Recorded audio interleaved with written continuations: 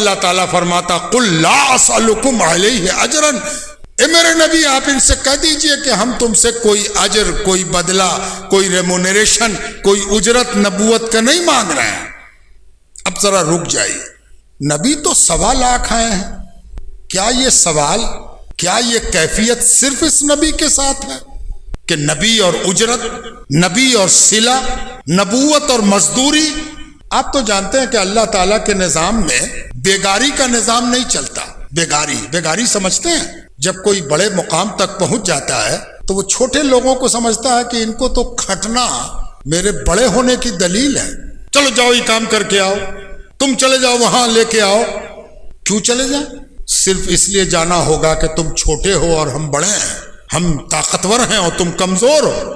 اس کو بیگاری کہتے ہیں۔ بیگاری کے مطلب ہوئے کہ بڑے آدمی کا بغیر اجرت کے کھٹانا بڑے کا حق ہے اور چھوٹے کا کھٹنا اس کی ذمہ داری ہے، اس کو بیگاری کہتے ہیں۔ اللہ کے نظام میں ایک لمحے کو اور ایک ذرے کو بھی بیگاری نہیں ہے۔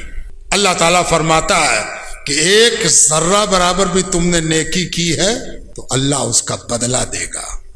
ہاں اگر ذرہ برابر بھی تم نے گناہ کیا ہے تو اگر اللہ معاف نہ کرے تو اس کی سزا بھی تم کو بھگتنی ہو۔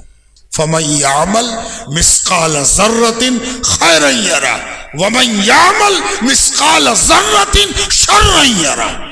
ذرہ برابر بھی خیر اور ذرہ برابر بھی شر اللہ سے چھپا ہوا نہیں ہے۔ خیر کا بدلہ اور شر کا عذاب تم کو ملے گا۔ یہ میں نے اس لیے آپ کو سنایا کہ اللہ کے نظام میں ہر چیز کی مزدوری ہے، بغیر مزدوری کے کچھ نہیں ہے۔ کبھی مت سوچئے گا کہ اللہ تعالیٰ کی عبادت کر رہے ہیں تو اس کا بدلہ کیا ملے گا۔ بدلہ ہی بدلہ ہے، اتنا بدلہ ہے کہ آپ کو لگے گا جب بدلہ ملے گا کہ ہائے معلوم ہوتا تو ایسی عبادت کروڑوں کر جاتے، ہم عبادت کرنے میں چوک گئے۔ معلوم اگر یقین تک ہو جاتا کہ یہ بدلہ ایسا ملے گا، مشاہدہ ہو جاتا تو ہم عبادت کے علاوہ کچھ کرتے ہی نہیں۔ یہ میں نے آپ کو اس لیے سنایا کہ ایک حدیث بھی سنا دیں آپ کو۔ حدیث میں آتا ہے کہ الدعاء مخ العبادہ، دعا عبادت کا مغز ہے۔ مغز کہتے ہیں گودا کو، گودا بادام کو توڑتے ہیں اندر سے چینیا بادام، کاغذی بادام توڑا نکلا، اگر وہ بادام نہ نکلے تو آپ کو بڑا غصہ آتا ہے۔ گھٹیا قسم کا بادام، اندر میں کچھ ہے ہی نہیں، خالی بادام۔ اللہ کے حبیب فرماتے ہیں الدعاء مخ العبادہ، عبادت کا مغز، عبادت کا گودا کیا ہے؟ مانگنا، اللہ سے کچھ مانگنا، اللہ سے کچھ مانگنے کو ہاتھ پھیلانا۔ اے اللہ مہربانی، ربنا آتنا فی الدنیا حسنہ، ربنا آتنا فی الآخرۃ حسنہ وقنا عذاب النار، رب اشرح لی صدری، رب اغفر لی، رب ارحمنی۔ یہ کیا ہے؟ یہ مانگنا ہے۔ اے اللہ بھوکے ہیں، اے اللہ کپڑا نہیں، اے اللہ اچھا سا مکان دے دے، اے اللہ نیکی دے دے، اے اللہ برائی کو معاف کر۔ یہی عبادت کا مغز ہے۔ اگر کوئی عبادت اس لیے کرے کہ ہم کو کچھ نہیں چاہیے تو وہ ایک ایسا بادام لے کے آیا ہے جو اندر سے خالی ہے۔ یہ میں نے کیوں سنایا؟ تاکہ آپ کو پتہ چل جائے کہ وہ رب اتنا دینے پر مائل ہے کہ آپ سے کہتا ہے کہ عبادت تو مانگنے کے لیے ہی کرنی چاہیے، کہ مانگنا ہے اس لیے عبادت کر رہے ہیں، مانگنا ہے اس لیے سر جھکا رہے ہیں، ہے نا۔ یہ اس لیے سنایا کہ نبی کی نبوت کا بھی تو کچھ صلہ ہوگا نا۔ جب اللہ تعالیٰ کسی سے بیگاری نہیں کھٹاتا، توجہ چاہتا ہوں، تو نبوت کا بھی تو صلہ ہوگا، نبوت کا بھی تو بدلہ ہوگا۔ نبی جان پر کھیلتا ہے، نبی ساری امت کا مسئلہ اپنے قلب و جگر پر اٹھاتا ہے، تو نبی کا صلہ، نبی کی مزدوری، نبی کی اجرت، نبی کا انعام، نبی کا تمغہ بھی تو کچھ ہوگا۔ اللہ تبارک و تعالیٰ نے سورۃ الشعراء میں 5 نبیوں کا ذکر کیا ہے، حضرت نوح کا، حضرت لوط کا، حضرت ہود کا، حضرت شعیب کا اور حضرت صالح کا۔ کیا کہہ کے تذکرہ کیا ہے؟ ان سارے نبیوں کی اجرت کی بات ہوئی ہے۔ اور خوبصورت بات یہ ہے کہ ان 5 نبیوں کے ساتھ اللہ تعالیٰ فرماتا ہے کہ ان کا اجر کس کے پاس ہے؟ تم لوگوں کے پاس نہیں کہ تم سے لیا جائے، اور نہ تمہاری اوقات ہے کہ تم دے سکو۔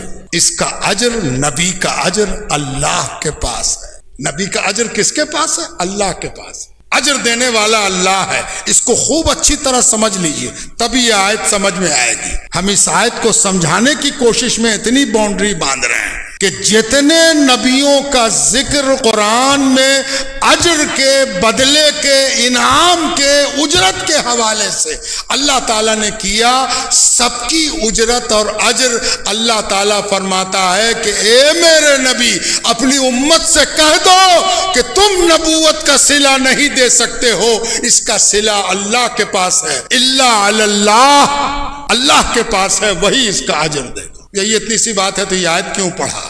جی نہیں، اس آیت میں تفرد ہے۔ صرف ایک نبی، واحد نبی، اکیلا نبی، وہ نبی آخر الزمان، وہ سید کل، وہ عالم علم اولین و آخرین، وہ صلی اللہ علیہ وسلم۔ اس کے لیے جب اجر کی بات آئی تو اللہ تعالیٰ کہتا اے میرے نبی آپ کہہ دیجئے۔ کیا کہہ دیجئے؟ لا اسألکم علیہ اجرا، ہم تم سے کوئی اجر نہیں مانگتے ہیں، الا المودۃ فی القربى، صرف ایک اجرت کہ تم میرے اہل بیت سے مودت کرو۔ میرے ابھی آپ تقریر سن رہے تھے، ہمارے پتہ نہیں کون تقریر کر رہے تھے، مائک سے آواز آ رہی تھی محبت اور مودت۔ اکیلا نبی کہ جس کے بارے میں اللہ تعالیٰ نے فرمایا الا المودۃ فی القربى، اے میرے نبی آپ کہہ دیجئے، ان کو کہیے کہ اگر یہ نبوت کی اجرت پر ان کی توجہ ہے تو سنیں، اجر نبوت تو اللہ ہی دیتا ہے۔ اجر نبوت کی راہ میں اگر چند قدم چلنا چاہتے ہیں تو میرے قریب والے، میرے قربا، میرے اہل بیت، میری اطرت، میرے اولاد سے محبت کریں، مودت کریں۔ اب ذرا رک جائیے، ایک چیز تو آپ نے سمجھی کہ سارے نبیوں کے لیے اجر اللہ کے حوالے ہے، اور حضور کے اجر میں ایک صورت اللہ تعالیٰ نے پیدا کی ہے کہ اگر تم چاہتے ہو نبی کے اجر کے سلسلے میں چند قدم چلنا تو حضور کی اولاد سے محبت کرو، تو اس میں نبوت منفرد ہے حضور صلی اللہ علیہ وآلہ وسلم کی۔ اب ایک اور بات سنیے کہ کسی نبی کی اولاد کو اجر نبوت کے حوالے سے یاد نہیں کیا گیا سوائے حضور کی اولاد کے، سوائے حضور کی اولاد کے۔ کسی نبی کی ہر نبی کو اولاد اللہ تعالیٰ نے عطا فرمایا۔ اللہ تبارک تعالیٰ نے ان کی دعائیں قبول فرمائی، رب ہب لی من لدنک ذریۃ طیبہ، رب لا تذرنی فردا وانت خیر الوارثین، اور اولاد والا بنا دیا۔ لیکن اولاد تو عطا فرمایا، اولاد میں نبوت بھی عطا فرمائی، لیکن کسی نبی کی اولاد کو اس نبی کی نبوت کے، کار نبوت کے لیے اجر بنا کر پیش نہیں کیا۔ یہاں کہا الا المودۃ فی القربى، میرے نبی کی اولاد سے مودت